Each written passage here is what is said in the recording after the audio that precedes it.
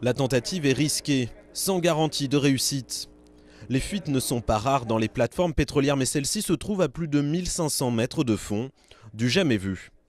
L'objectif est d'injecter à haute pression une boue lourde de mélange d'eau et de minerais dans 2 conduits qui mènent à la valve cassée à l'origine de la fuite.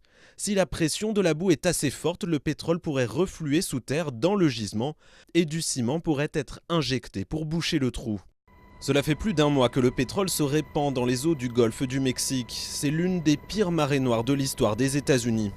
Le groupe BP espère réussir à étouffer définitivement la fuite, mais son PDG estime les chances de réussite à seulement 60 à 70%.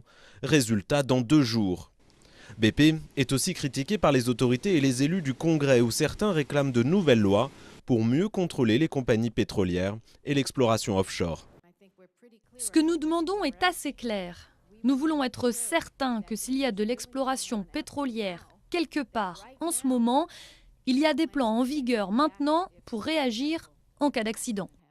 En surface, des centaines de millions de litres de pétrole ont envahi les eaux du Golfe jusqu'aux côtes de Louisiane.